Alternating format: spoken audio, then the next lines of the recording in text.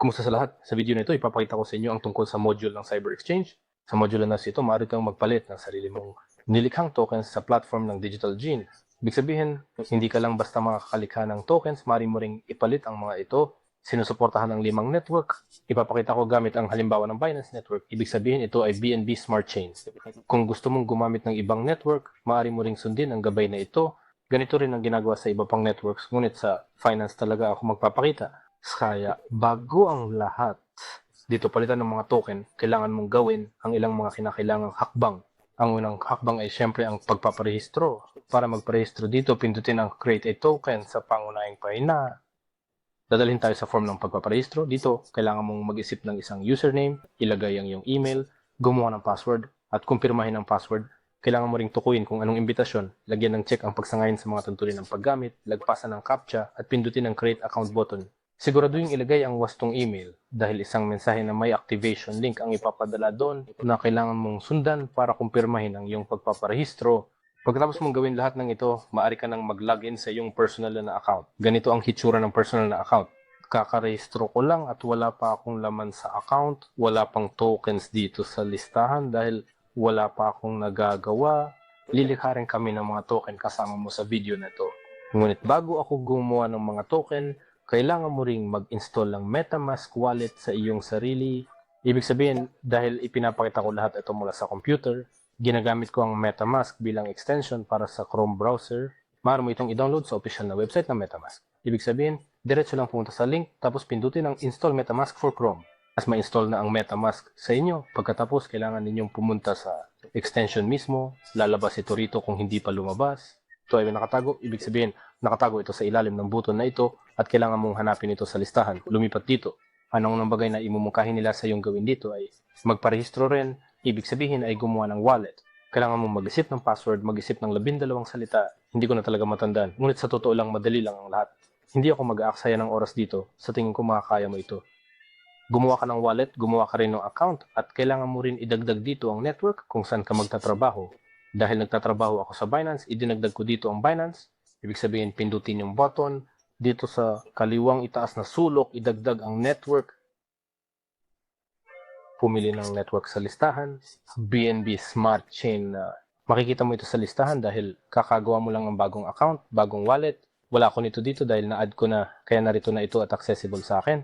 Lahat ay idadagdag natin sa network at ito ilalabas sa inyong MetaMask wallet. At magkakaroon kayo ng isa dito, BNB Point. Kailangan ding idagdag dito ang dalawang token. Ito ang USDC, USD tokens at BUSD. Sa tingin ko, yan ang tawag dito para magdagdag ng mga token dito. Pindutin ang import token button at kailangan mong ilagay ang contract address ng token. Ang address ng kontrata, yung mga kailangan idagdag ko, ay iwan ko sa paglalarawan sa ilalim ng video na ito. Gagawin ko rin ito ng mabilis ngayon. Idagdag ang token na USDC, ipasok ang address ng smart contract dito, agad-agad, automatic kong isinasagawa ang simbolo at numero ng mga decimal. Ibig sabihin, kung tama ang lahat ng yung inilagay dito, magkakaroon ka ng tamang mga simbolo, pindutin ang button na next, makikita natin dito na ang token ay USDC, pindutin na import. Yan, nadagdag na ang token, lumabas na ito sa listahan ko, idinagdag din yung token na BUSD, pindutin ang import tokens button at ilagay dito ang contract address, ang token symbol BUSD, tulad ng nakikita mo, lahat ay handa na. At idagdag din ito sa wallet. At tulad ng makikita mo, nandito ako. BNB at dalawang token na USDC at BUSD. Kailangan natin ng mga token na ito sa hinaharap para sa palitan. At pati na rin para sa isang maliit na bonus sa video na ito ng pagbili ng training course. Kaya bumalik na tayo na ngayon sa personal na account. Deji Platform. Sa prinsipyo, handa na ako para sa paglikha ng aking sariling token. Para dito, kailangan nating pumunta sa tab na Raising a Token.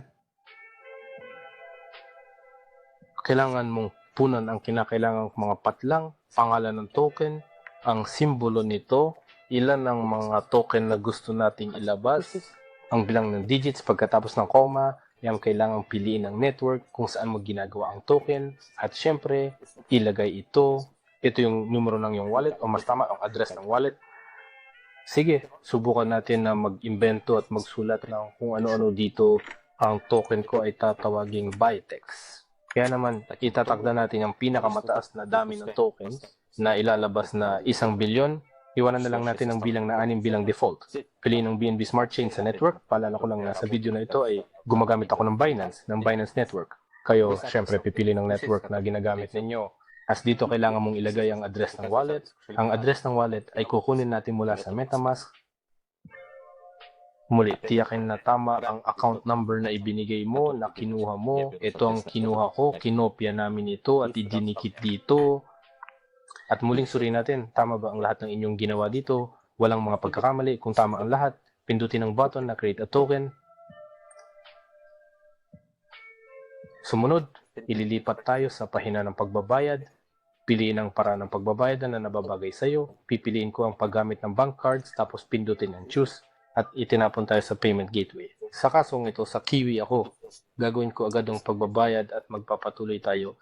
Lahat po ay handa na, ang pagbabayad ay matagumpay na naisagawa. Bumalik tayo sa platform ng Dejin at tingnan kung ano ang nakasulat dito. Dito nakasulat ang mga bagay. Ang platform ng pagbabayad ay natanggap na at pari kang lumikha ng token para magpatuloy. Pindutin ang pindutan na create a token by text, pindutin ito at sa loob ng 4 na hakbang ang ating token. Mabilis itong dapat na malikha. Nakasulat din dito na ito ay nalilikha sa loob ng mas mababa sa 1 minuto, ngunit maghintay tayo ng kaunti. Posibleng apisilin ko ang video ngayon o simpleng ipagpaliban muna natin at babalik tayo kapag nalikha na ang token. Ayan, matagumpay na nalikha ang token. Ako ay napunta sa pahina ng pagkumpirma dito. Maagdi tayong diretso pumunta sa pahina ng aking mga token. Gawin natin ito. Tingnan natin kung ano ang lumitaw sa aking profile. Nakikita natin ang naitala sa atin. Bonus tokens, love like, dislike. Ito ang aking bagong gawang token na Bytex. Dito nakikita natin ang kanyang smart contract. Idagdag natin agad ito. MetaMask. By the way, dito mo pwedeng tingnan sa BC Scan. Yan, naitala na natin sa blockchain. Lahat ay nakaayos, lahat ay perfecto. Magdagdag din tayo nito sa MetaMask agad. Narito ang support para sa mga token. Ilagay ang address ng kontrata. Agad na lumitaw ang Bytex. Tulad ng nakikita natin, pindutin ang button para magpatuloy. As pindutin ang import at makikita natin na mayroong 1 bilyong tokens ng Byte. Lahat ay maayos. Ang token ay nalikha na namin. Ilang bonus tokens hindi pa nalilinis. Tokens tulad ng like na meron na. Love at dislike, wala pa. Sila'y darating ng kaunti pa. Titingnan din natin ito sa video mamaya. Tara, lumipat tayo sa susunod na punto. Ito ay tungkol sa Cyber Exchange. Ito ay sinasagawa sa tab na Web3 Exchange. Dito ko ipapaliwanag kung paano magpalit ng mga token. Ipapakita ko sila. At bago tayo magsimula sa palitan, kailangan natin gumawa ng isang exchange card. Palitan pares para sa tanghalian. Tandaan, meron tayong malalaking oportunidad ngayon na hindi pa natin nararanasan dati. Sa pag-unlad ng cryptocurrency at paggamit ng blockchain technology, maaari nating upang gawing totoong pera ang ating personal na cyber assets at cyber tokens, crypto dollars. So, as far as isang kahangahangang hakbang sa pag-unlad ng industriya ng pananalapi, yun ang naman pagtutunan ng pansin sa video na ito. Ibig sabihin na yung pagkapalitan ng crypto. Lumipat tayo sa tab. Binubuksan namin ito. Dito meron kaming pahina para sa cyber exchange. Sa kaliwa, makikita mo ang mga pares na available na para bang na-load na dito. Mari mong please sabihin agad ng alimat sa mga pares na ito na gusto mo at talagang palitan ang mga token. Pero wala dito ang aking token dahil hindi pa ako gumawa ng pares dito. Upang gumawa ng ganitong pares sa listahang ito, ginagamit namin ang button na ito. Place to token for exchange. Ibig sabihin, gumagawa tayo dito ng kaparehong pares, lilitaw ito dito. Meron din pagkakataong gumawa ng personal na link para sa palitan. Ginagawa ang ganitong uri ng card para sa palitan na marami tayong maibabahagi sa ibang tao. O, ibig sabihin, magkakaroon ka ng link, ibabahagi mo ito sa pamamagitan ng link na yon. Makikita ng tao, sa totoo lang, ang card na yon, ito yung nakasaad doon. Mga address para sa palitan, para sa pagtanggap ng resulta, para sa ang paglilipat ng pondo ay isasagwa rin at tayo ay lilikha ng isang pasadyang card para sa palitan. Para dito, i-click ang nararapat na button. Nandito kailangan mong punan ang mga patlang sa form na ito. Simula sa itaas pababa.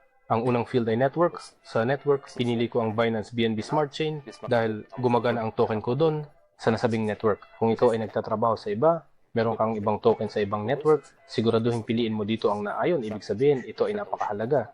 Kung hindi, wala kayong magagawa. Ibig sabihin, sinusuri namin ito ng ilang beses. BNB Smart Chain. Sunod, kailangan nating tukuyin mga smart contract ng mga token na magiging magpapalitan ako ng gawaing USDC pair sa aking token na Bytex. Nakakagawa ko lang. Kaya para makakuha, meron akong smart contract ng USDC token dito. At para sa pagpapadala dito ay magkakaroon ako ng smart contract ng token na Bytex. Mag-fill up na tayo ngayon yung mga field na ito. Smart Contract USDC. Ito na, iwan ko din sa description sa ilalim ng video na ito. Kinopya namin ito at ilalagay dito. Mas tamang sabihin, nilalagay namin dito. Susunod, maaari namin direktang tingnan ang smart contract ng aking token sa dashboard. Mag-scroll pababa, narito ito.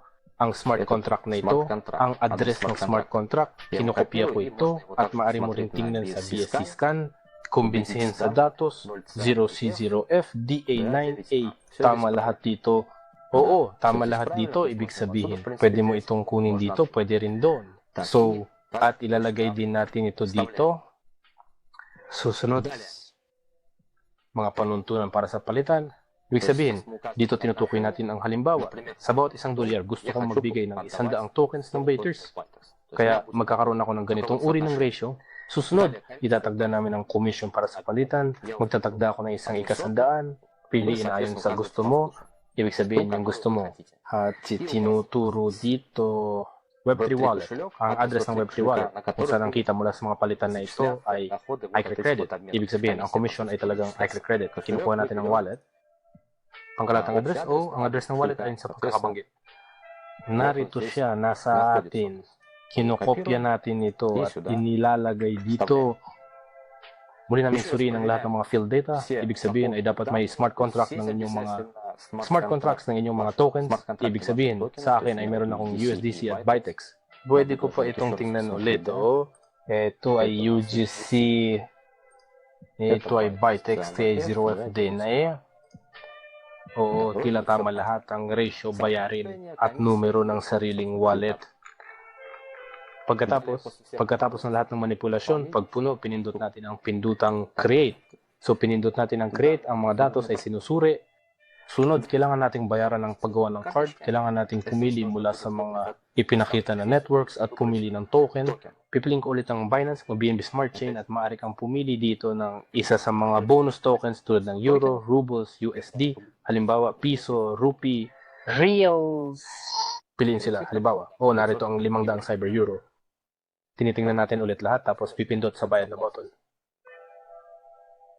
Sunod, kailangan natin ito sa wallet na ito ay padala ang 500 Cyber Euro sa ibinigay na address. Gagawin ko ito mismo sa MetaMask. So, kinokopya natin. Maaari mo rin gawin ito sa pamamagitan ng iyong telepono gamit ang QR code sa pamamagitan ng button na ito o iscan lang natin ito at ako ang magbabayad. Pero gagawin ko lahat ngayon sa MetaMarket. Lilipat tayo sa MetaMask. Kikopyahin ko ulit. Dito tayo pipili. Kailangan natin token ng Cyber Euro. Pinipindot ang send button. Dito kailangan natin tukuyin kung saan tayo magpapadala. Ibig sabihin, ipinapadala natin ito sa address na ito. Dito na. Tinutukoy natin kung magkano. Dito nakikita natin ang tinatayang gas, kung magkano ang kailangan, at tinitingnan natin ulit sang account pa tayo magpapadala. Kailangan talaga mula sa tamang account, dapat mula sa tamang wallet. Ito na yung akin. Magkano pa? 500.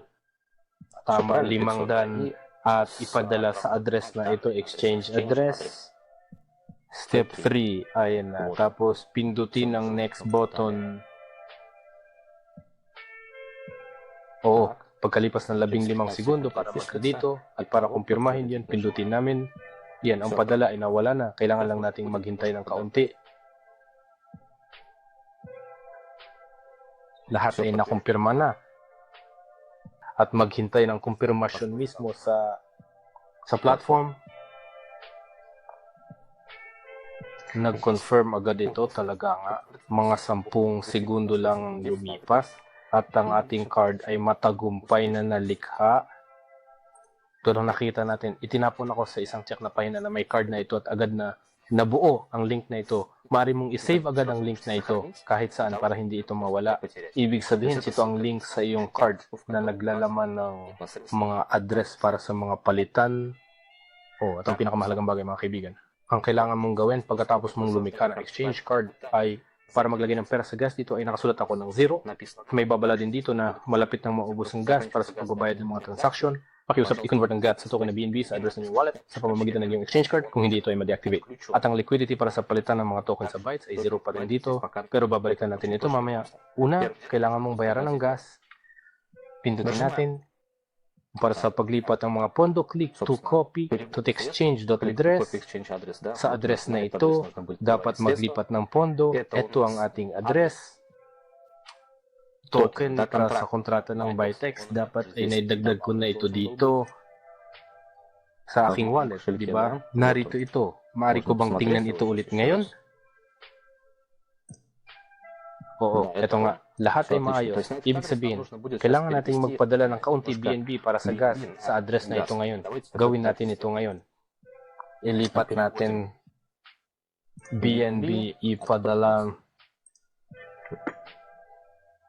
Ilalagay natin dito ang ating address at magtatakda. Sa aking balance ngayon ay may dumating na bonus na 0.05. Magtakda tayo dito ng 0.003. Humikit ko mo lang ganito. Pindutin ang susunod na button. Kaya sinuri namin muli kung tama ba ang lahat dito. So, pinipindot natin ang option kumpirmahin. Ayun, nag-proceed na ang transfer.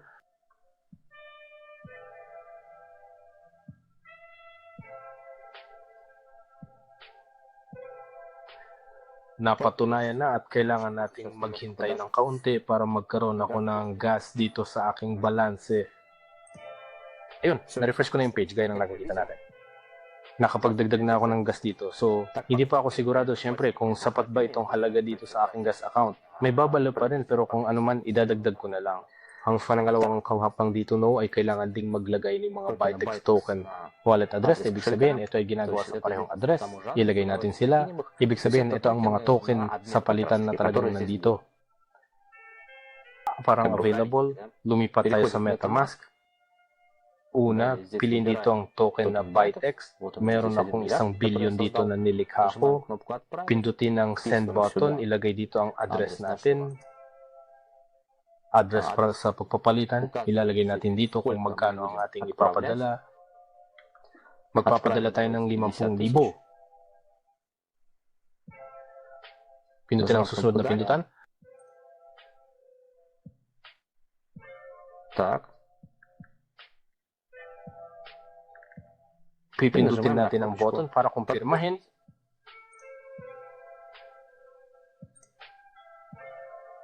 Tapos, ang pagsasalin ay naghihintay na kailangan lang maghintay ng kaunti ulit.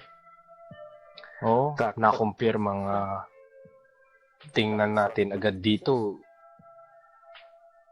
Nakikita natin na 50,000 bytes ang dumating sa balanse at ngayon, maaari nang palitan ang mga bytes na ito sa USDC.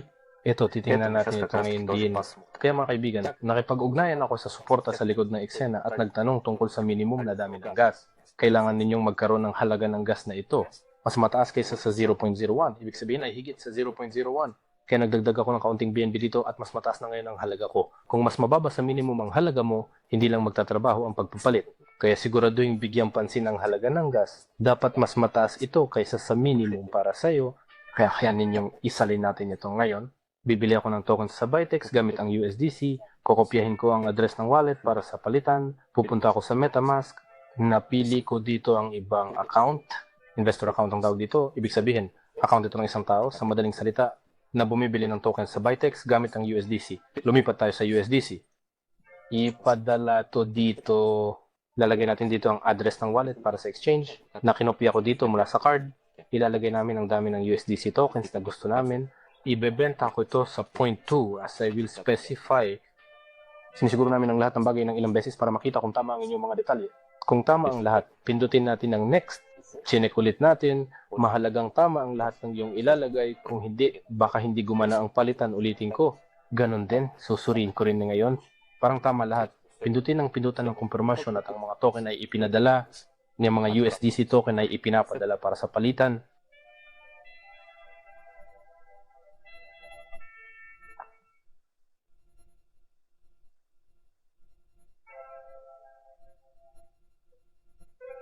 Okay, nakumpirma ang transfer o hindi, hindi ang exchange ang nakumpirma. Pero ang transfer ng tokens, i-check natin ngayon. Mag-refresh tayo ng page. Paalam na hindi gumana ang crypto exchange, kailangan nating maghintay ng kaunti. Magpapapost ako ng video at babalik tayo. sa pangkalahatan, di ko sana pinindot ang pause kasi literal na lumipas lang 30 segundo, 1 minuto. Nag-refresh ako ng page at nakita ko na ang pagbabago. Ibig sabihin, nakita natin na nagbago ang balanse, nagbago ang halaga ng gas. Ano ang ibig sabihin nito?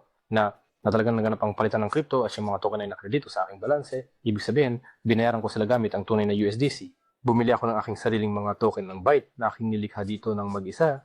Tingnan natin ito sa MetaMask nga pala. O, bago tumingin, kailangan mong idagdag ang mga token sa wallet kung hindi mo pa nagagawa. Ang mga smart contract ay nakalagay dito sa card. Kailangan itong kopyahin at idagdag sa iyong wallet. Nagawa ko na ito ng maaga.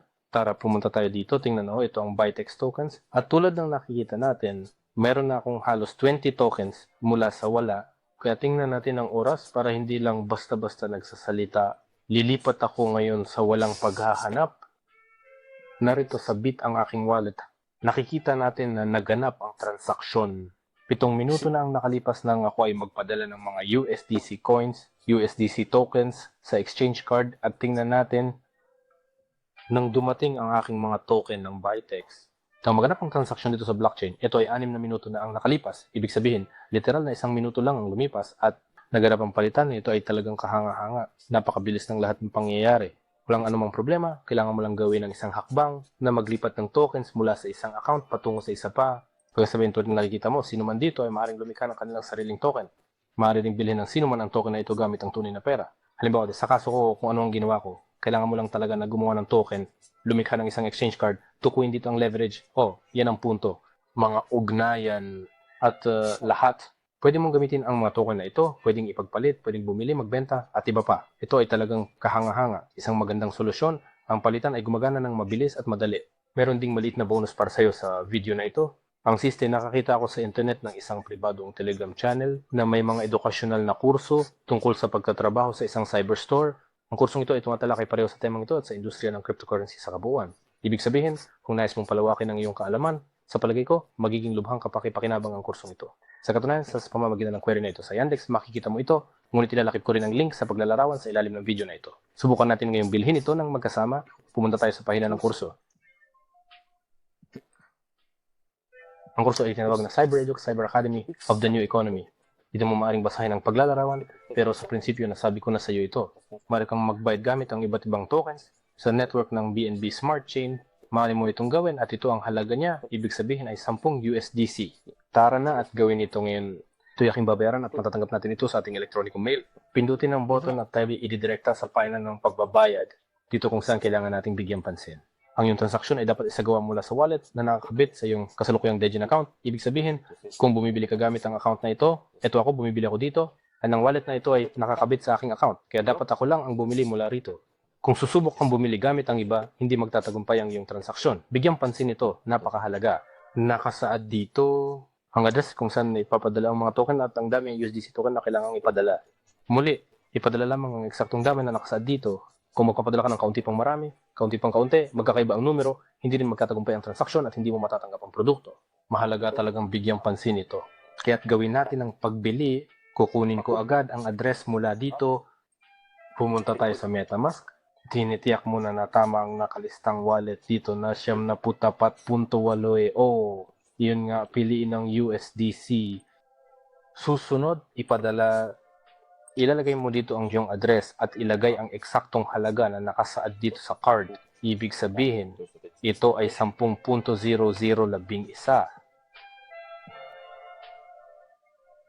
Kaya kinakalkula nila ang komisyon. Lahat ay okay, suriin ko lang ulit. Mukhang tama lahat. Pindutin ang susunod na button. Pindutin natin ang button para kumpirmahin ang ating transfer. Maghihintay. Ito ay nakumpirma na. Hindi na kailangan pang maghintay ng matagal.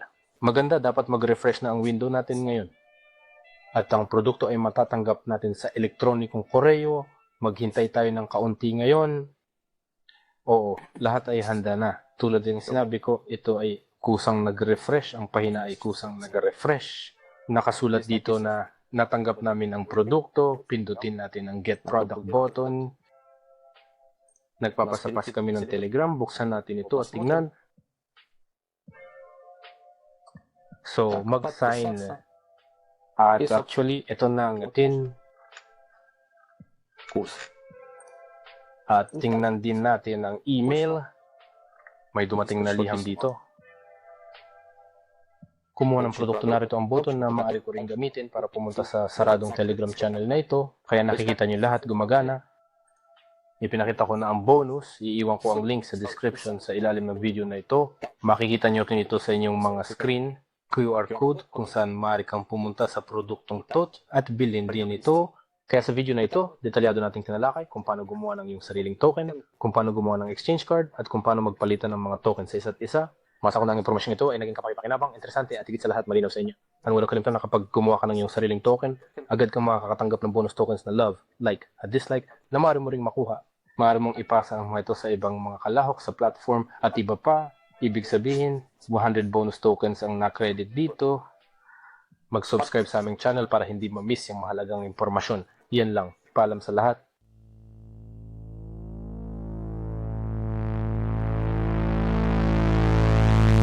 Kasama niya si Igor Necoda.